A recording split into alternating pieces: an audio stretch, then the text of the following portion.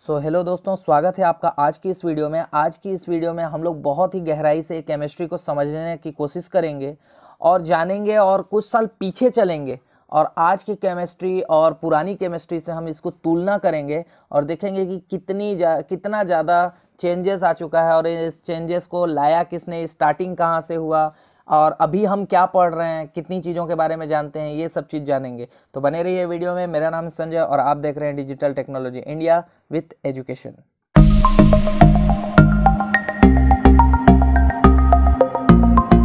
जो आज हम लोग पढ़ने जा रहे हैं वो डाल्टन का परमाणु सिद्धांत है। डाल्टन का परमाणु सिद्धांत, डाल्टन एक वैज्ञानिक का नाम था। ये देखिए, ये हैं जॉन डाल्टन, ठीक है ना। इन्होंने ही परमाणु मतलब क्या कहने का मतलब केमिस्ट्री की नींव रखी, क्योंकि केमिस्ट्री का जो सबसे छोटा कण होता है वो परमाणु होता है।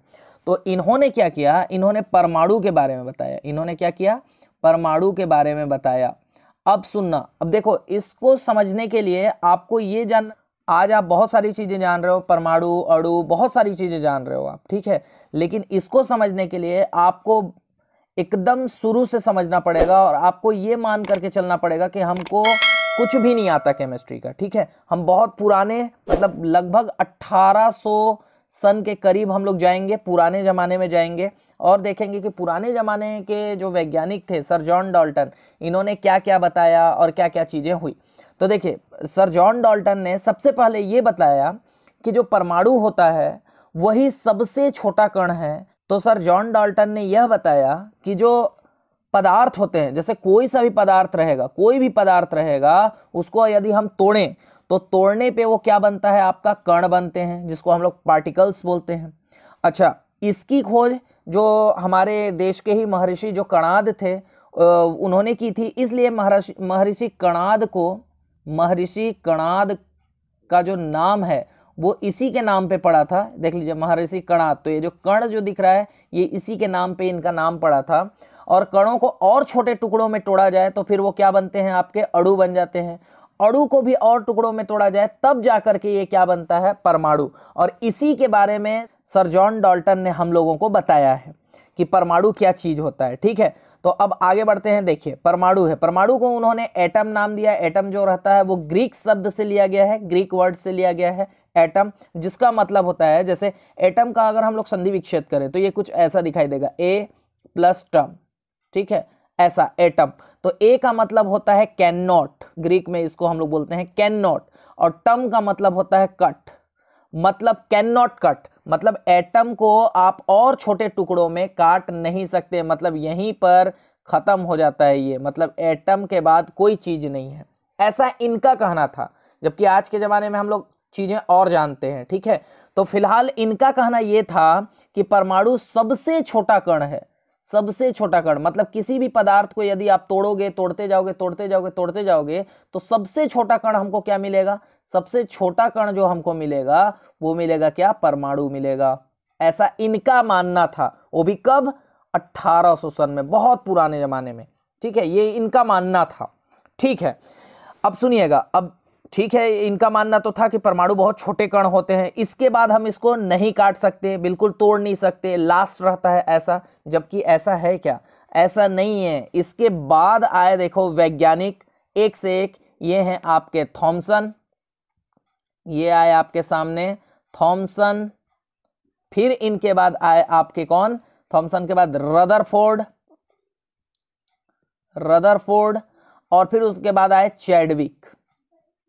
ये तीन वैज्ञानिकों ने बताया कि नहीं, परमाणु सबसे छोटा कण नहीं है। परमाणु के अंदर भाई साहब आपके इलेक्ट्रॉन पाए जाते हैं, जिसकी खोज किसने की थी, थॉमसन ने। फिर उनके बाद आए रदरफोर्ड, जिन्होंने बताया कि नहीं, प्रोटॉन भी पाया जाता है। तो ये प्रोटॉन पाया जाता है, इसकी खोज किसने की थी, रदरफोर्ड ने। उसके बाद चैडविक भाई साहब आए, उन्होंने बताया कि नहीं, न्यूट्रॉन भी पाया जाता है। तो इसकी खोज किसने की थी, चैडविक ने की थी। और एक इंटरेस्टिंग फैक्ट आपको बता रहा हूं कि ये तीनों, मतलब थॉमसन के जो स्टूडेंट थे वो रदरफोर्ड थे, और रदरफोर्ड के जो स्टूडेंट थे वो चैडविक थे। और इन तीनों को नोबेल पुरस्कार मिला है इन्हीं सब चीज़ों के लिए, इलेक्ट्रॉन के लिए, प्रोटॉन के लिए और न्यूट्रॉन के लिए, तीनों के लिए इनको नोबेल पुरस्कार भी मिला है, ठीक है, इनकी खोज के लिए, ठीक।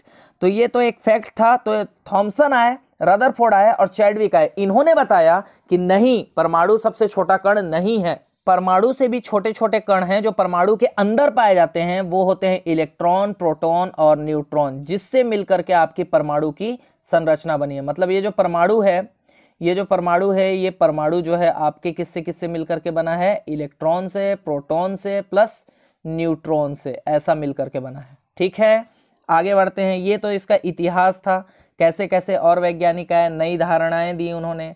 ठीक है, और इसको हम लोग समझे। ठीक है, अब इसको समझने के लिए जो क्या बोलते हैं वैज्ञानिक हैं आपके, उन्होंने क्या खोज किया था, इसको समझने के लिए एक सिंपल सा चीज है, ईंट पर नाच। आप याद रख लीजिए, ईंट पर नाच।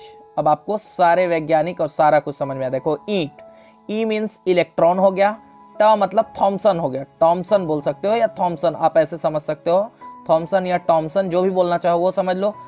प से आ जाएगा आपका क्या, प्रोटॉन, प्रोटॉन आ जाएगा आपका, और र से आ जाएगा आपका रदरफोर्ड, रदरफोर्ड। ठीक है, और न से आ जाएगा आपका न्यूट्रॉन, और न्यूट्रॉन की खोज किसने की थी, च मतलब चैडविक ने। तो आप ऐसे इसको याद रख सकते हो, ईंट पर नाच। ठीक है, ऐसा आप इसको याद कर सकते हो। ठीक है, बहुत अच्छी बात है, आगे बढ़ते हैं। अब सुनना, पहली बात, जैसा कि मैं पहले भी बता चुका हूं कि अगर आपको इस सिद्धांत को समझना है, सर जॉन डाल्टन को समझना है, डाल्टन के सिद्धांतों को समझना है, तो आप ऐसा समझो कि अभी आपको इलेक्ट्रॉन, प्रोटॉन, न्यूट्रॉन के बारे में नहीं पता, आप पुराने जमाने में जी रहे हो। आगे बढ़ते हैं और देखते हैं कि इनका कहना क्या था। ठीक है, तो बढ़ते हैं आगे, और अब हम लोग देखेंगे सर जॉन डाल्टन का परमाणु सिद्धांत। तो ये रहा सर जॉन डाल्टन का परमाणु सिद्धांत। देखिए क्या क्या था। तो सर जॉन डाल्टन का जो परमाणु सिद्धांत था, उसमें जो पहला सिद्धांत था वो ये कहना था कि पदार्थ जो रहता है वो अति सूक्ष्म कणों से बना है, जिसको हम लोग क्या बोलते हैं, परमाणु बोलते हैं।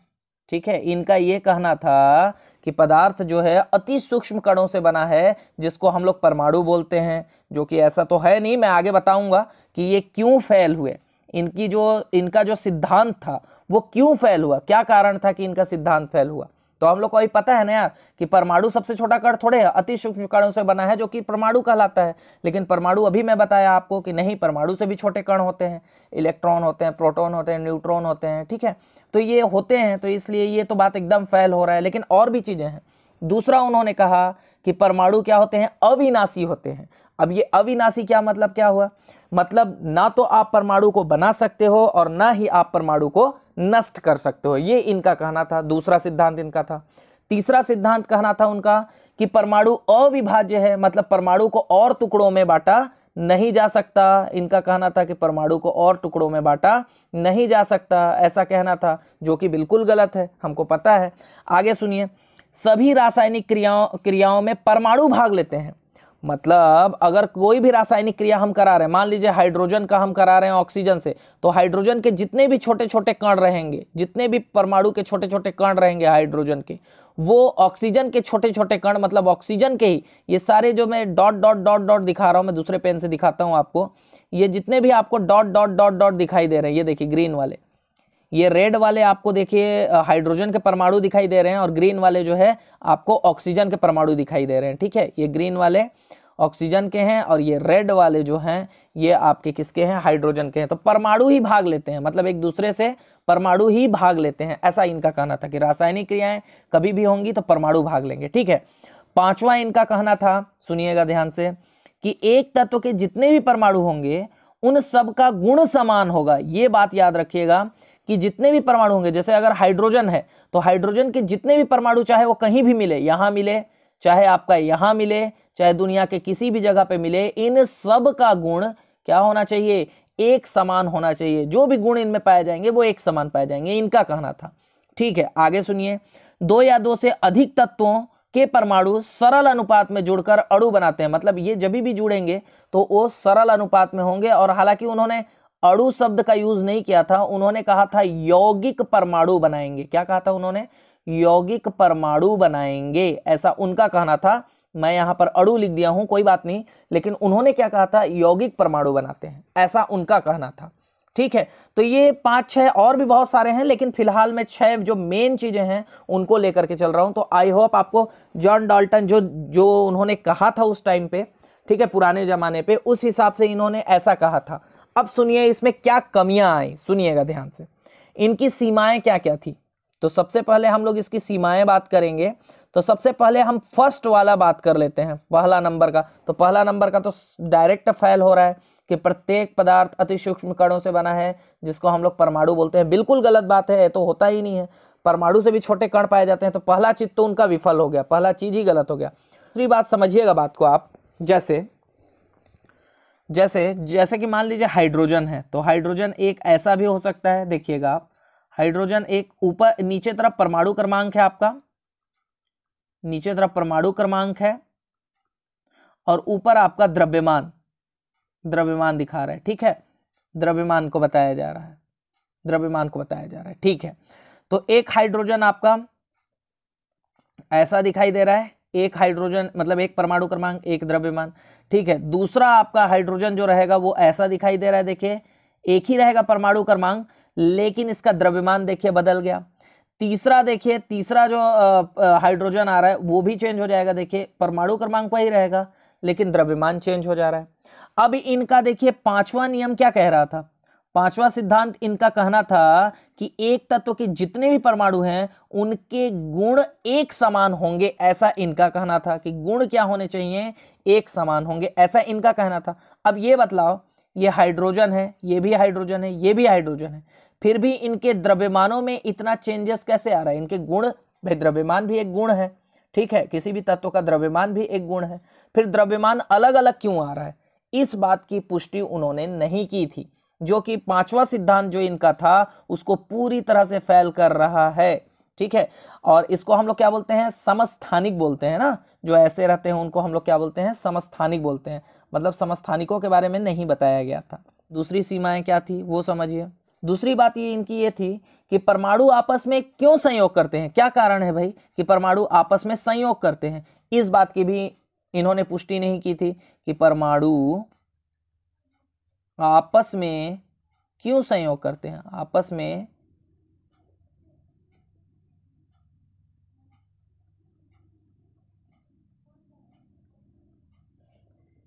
क्यों संयोग करते हैं, ये इस बात को इन्होंने नहीं बताया था, ठीक है। आज हमको पता है कि परमाणु क्यों संयोग करते हैं, वो तो हमको आज पता है ना, क्योंकि हमको पता है कि जो परमाणु रहता है वो अपना अष्टक पूरा करने के लिए संयोग करते हैं। अब डाल्टन के सिद्धांत में ये नहीं बताया गया था, इसलिए ये भी फेल हो गया। अब अष्टक पूरा करने के लिए मतलब क्या समझ में आ रहा है, अष्टक पूरा करने के लिए या तो कोई तत्व किसी अन्य तत्व से इलेक्ट्रॉनों को लेगा, ठीक है, इलेक्ट्रॉनों को लेगा, या फिर ये हो सकता है कि वो इलेक्ट्रॉनों को देगा किसी को, या फिर ये हो सकता है कि इलेक्ट्रॉनों की साझेदारी करेगा। ये तीन चीज के अलावा कोई चौथा चीज नहीं हो सकता, ठीक है। ये तीन चीज होगा, या तो इलेक्ट्रॉनों को लेगा, या फिर देगा, या फिर इलेक्ट्रॉनों की साझेदारी करेगा, इस तरह से वो संयोग करते हैं। लेकिन ये बात आज हमको पता है, उस समय जो सर जॉन डाल्टन थे उन्होंने इस बात को नहीं बताया था अपने सिद्धांत में, तो ये भी कमी रह गया था उनके सिद्धांत में। तीसरी बात पे आते हैं, देखिए समझिए। तीसरा बात जो उनका कहना था कि तीसरा बात जो इनके जो सिद्धांत है उसमें नहीं बताया गया था कि अलग अलग तत्वों के जो परमाणु रहेंगे, मतलब अलग अलग तत्वों के जो परमाणु रहेंगे, परमाणु गुणों में अलग अलग क्यों होते हैं, फिर ये भी नहीं बताया था। जबकि पांचवा सिद्धांत में क्या बताया गया है, देखिए आप, जो इनका पांचवा सिद्धांत है उसमें बताया गया है तत्व जितने भी परमाणु होंगे उन सबका गुण एक समान होगा। फिर अलग अलग तत्वों के परमाणु गुणों में अलग अलग क्यों होते हैं, ये भी नहीं बताया गया था, फिर से पांचवा इनका फेल हो गया आएगा, ठीक है। आगे बढ़ते हैं और भी देखिए, चौथा समझिए, ठीक है। चौथा, परमाणु आपस में कौन से बंध से बंधे होते हैं, ये भी नहीं बताया गया। भाई मान लीजिए दो परमाणु हैं आपस में जुड़ रहे हैं, तो ये आपस में किसी ना किसी तरह से तो जुड़ेंगे ना, लेकिन वो किस बंध से जुड़ेंगे ये भी उन्होंने नहीं बताया था। भले आज हमको पता है कि वो किससे, कौन सी बंध से जुड़े रहते हैं, रासायनिक बंध से जुड़े रहते हैं, पता है हमको, रासायनिक बंध से जुड़े रहते हैं, ये हमको पता है। अब रासायनिक बंध 3 प्रकार के हो सकते हैं भाई, ठीक है। रासायनिक बंध कैसे हो सकते हैं, 3 प्रकार के हो सकते हैं, ठीक है, 3 प्रकार के रासायनिक बंध पाए जाते हैं, या तो आयनिक बंध पाया जाएगा, ठीक है, या तो आयनिक बंध पाया जाएगा, या फिर सहसंयोजक बंध पाया जाएगा। सहसंयोजक बंध पाया जाएगा, या फिर उप सहसंयोजक बंध पाया जाएगा। उप सहसंयोजक बंध पाया जाएगा। ये 3 प्रकार के बंध पाए जाते हैं, या तो आपका आयनिक बॉन्ड पाएगा, आयनिक बॉन्ड, या सहसंयोजक बंध, या उप सहसंयोजी बंध पाया जाएगा। ठीक है, तो इस प्रकार से आज हमको पता है, लेकिन उस जमाने में सर जॉन डाल्टन ने इस बात को नहीं बता पाया था, इसलिए उनका सिद्धांत को आज हम मतलब मानते हैं, हालांकि न्यू उन्होंने ही रखा था। अगर उन्होंने ये नहीं बताता तो हम उसके खोज करते ही नहीं, उसके मतलब उनके सिद्धांतों का खोज करते नहीं, और करते नहीं तो हमको इन सब बातों का पता भी नहीं चलता। ठीक है, 5वीं बात सुनिए। 5वीं बात उन्होंने क्या बताई थी, देखिए और आगे देखिए। तो जो 5वीं बात जो उन्होंने नहीं बता पाए वो ये था कि परमाणु स्वतंत्र अवस्था में क्यों नहीं रह सकते। मतलब स्वतंत्र अवस्था में परमाणु क्यों नहीं रह सकते भाई, क्यों नहीं रह सकते स्वतंत्र अवस्था में। तो ये तो हमको पता ही है कि अष्टक पूरा करने के लिए वो क्या करते हैं, इधर से उधर होते हैं, तो स्वतंत्र अवस्था में नहीं। लेकिन ये सब चीजें सर जॉन डाल्टन नहीं बता पाए थे। ठीक है, अब सुनिएगा आगे। तो ये कौन कौन, ये सब बातें को कौन कौन पूछा, सर जॉन डाल्टन के सिद्धांत को किसने चुनौती दी है? ये 3 लोग, थॉमसन, रदरफोर्ड और चैडविक। ये 3 लोगों ने आकर के ये जितने भी सिद्धांत इन्होंने दिया हुआ था वो सब को इन्होंने क्या किया, पूछने लग गए कि भाई ये चीजें हैं तो बताइए, आप इनका जवाब भी दीजिए। तो बाद में सर जॉन डाल्टन के सिद्धांत को संशोधित किया गया, और संशोधित करके नया सिद्धांत दिया गया, जिसको आज आप लोग आज भी पढ़ते हो। ठीक है, वो सिद्धांत रखा गया। क्या क्या? सबसे पहला सिद्धांत दिया गया भाई साहब आज के जमाने में जो आप लोग पढ़ते हो, वो पहला सिद्धांत था कि परमाणु अविभाज्य नहीं है, अविभाज्य नहीं है। पहला बात तो ये रखा गया आज का संशोधन करने के बाद। बल्कि क्या बताया गया कि परमाणु इलेक्ट्रॉन, प्रोटॉन व न्यूट्रॉन से बना हुआ है, ये बताया गया आज का संशोधित किया हुआ, जिसको आज तक आप लोग पढ़ रहे हो, अभी भी पढ़ रहे हो। दूसरा सुनिए, एक ही तत्व के परमाणु भार, ठीक है ना, परमाणु भार अलग अलग हो सकते हैं, ये भी नया संशोधन किया गया। परमाणु भार क्या हो सकते हैं?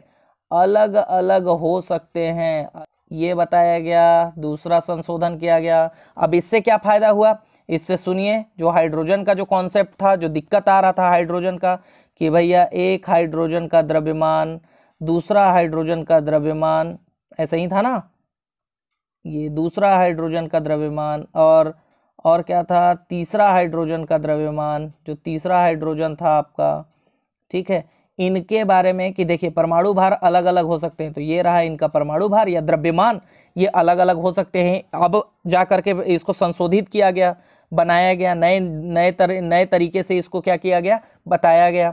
ठीक है, तो इसके अलावा और भी चीजें बताई गई, जैसे कि ऑक्सीजन को ही ले लो, तो ऑक्सीजन का परमाणु क्रमांक 8 होता है, लेकिन भार कितना होता है, 16। अब इस तरह का ऑक्सीजन और भी देखा जाएगा जिसका परमाणु क्रमांक तो 8 रहेगा, लेकिन परमाणु भार 17 हो सकता है।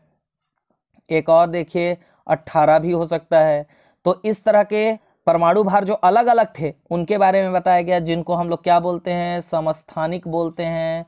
समस्थानिक किसे कहते हैं, अगर कोई पूछता है तो आप बता सकते हो कि जिनका परमाणु क्रमांक 1 रहेगा, लेकिन परमाणु भार क्या होंगे, अलग अलग होंगे। मतलब द्रव्यमान या परमाणु भार क्या होंगे, अलग अलग होंगे, उसको हम लोग समस्थानिक कहते हैं। ठीक है, आते हैं तीसरी बात पे, कि तीसरी बात क्या क्या संशोधित किया गया भाई। तो अलग अलग तत्वों के परमाणु भार समान हो सकते हैं। ठीक है, परमाणु भार क्या हो सकते हैं, समान हो सकते हैं। परमाणु भार अलग अलग भी हो सकते हैं और परमाणु भार समान भी हो सकते हैं। ये भी नया संशोधन किया गया कि परमाणु भार भाई साहब अलग अलग तत्वों के, ना ध्यान रखिएगा, इस वर्ड को मैं लिख देता हूं, अलग अलग तत्वों के, ठीक है, भार एक समान हो सकते हैं। भार, जो परमाणु भार रहेगा वो एक समान हो सकता है। फॉर एग्जाम्पल यदि मैं दूं तो देखिए आप, जैसे कि फ्रांसियम हो गया, फ्रांसियम, फ्रांसियम का परमाणु क्रमांक क्या होता है 18, अलग तत्व है फ्रांसियम। दूसरा देखिए पोटेशियम भी क्या है, अलग तत्व है, इसका परमाणु क्रमांक क्या होता है 19। फिर कैल्शियम, ये भी एक अलग तत्व है जिसका परमाणु क्रमांक होता है 20, लेकिन भार एक समान हो सकते हैं।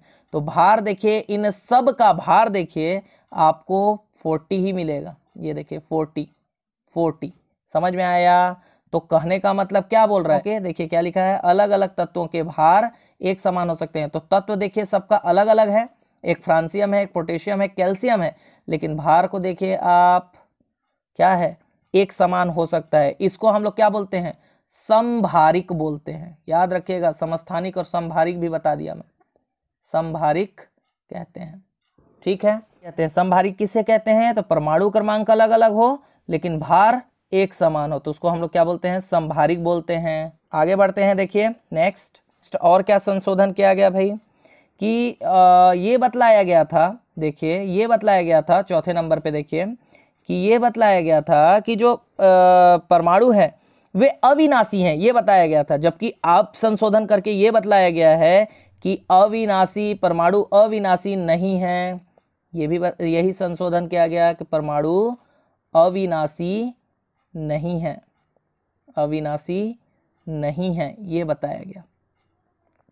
अब अविनाशी कैसे नहीं है देखिएगा, जब इस चीज को आप ऐसे समझ सकते हो कि जो नाभिकीय अभिक्रियाएं होती हैं, ठीक है, एग्जाम्पल से समझिए तो ज्यादा समझ में आएगा, कि जो नाभिकीय अभिक्रियाएं होती हैं, ठीक है, दो प्रकार की होती हैं। नाभिकीय अभिक्रिया होता है ना, नाभिकीय अभिक्रिया दो प्रकार का होता है। एक होता है आपका नाभिकीय विखंडन, ठीक है, नाभिकीय विखंडन, और एक होता है नाभिकीय संलयन।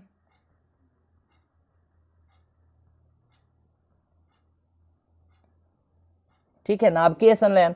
अब ये दोनों परिस्थिति में देखिए, समझिए बात को, इन दोनों ही परिस्थिति में नाभिकीय विखंडन में भी क्या होगा, खंडित होना मतलब टूटना, तो पदार्थ क्या हो जाएगा, टूट जाएगा। ठीक है, और नाभिकीय संलयन मतलब जुड़ना, तो मतलब पदार्थ क्या हो रहा है, नष्ट भी हो रहा है और उत्पन्न भी हो रहा है। दो हल्के नाभिक क्या होते हैं, आपस में जुड़ करके एक भारी नाभिक बनाते हैं, ये हमको पता है। ठीक है, तो नाभिकीय संलयन मतलब जुड़ना, तो जुड़ भी रहा है मतलब नया परमाणु भी बन रहा है, और नाभिकीय विखंडन मतलब नष्ट भी हो रहा है। तो अविनाशी का गुण नहीं है इसमें, ये चौथा संशोधन किया गया। पांचवा और लास्ट संशोधन देखिए क्या था, समझिए। पांचवा और लास्ट जो संशोधन था कि जो परमाणु रहेंगे वे हमेशा सरल अनुपात में संयोग करेंगे।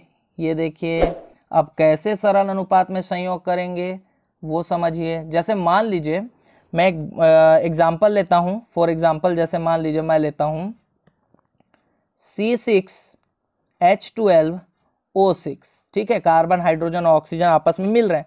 अगर मैं इनका अनुपात निकालूं तो क्या निकलेगा, इनका अनुपात 6:12:6। अगर मैं इसको और काटूं तो 6 एकम 6, 6 दूने 12, फिर 6 एकम 6, मतलब 1:2:1। ये जो चीज निकल करके आई है यही है आपका क्या, सरल अनुपात। तो ये सरल अनुपात में संयोग करेंगे, जो कि छठवें सिद्धांत को बताता है।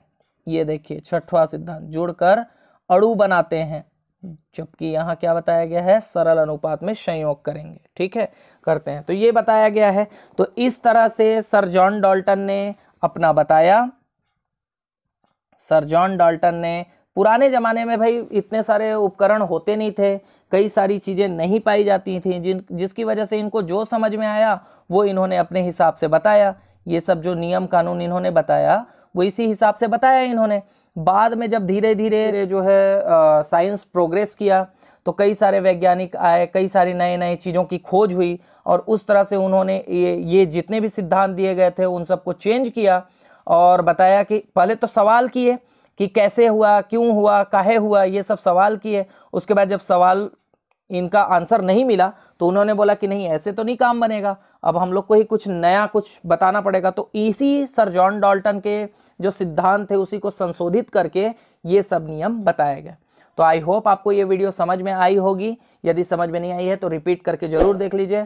प्लीज़ इस वीडियो को लाइक कीजिए, सब्सक्राइब कीजिए और अपने दोस्तों के साथ शेयर कीजिए। मैं मिलता हूँ आपको नेक्स्ट वीडियो में, तब तक के लिए बाय बाय।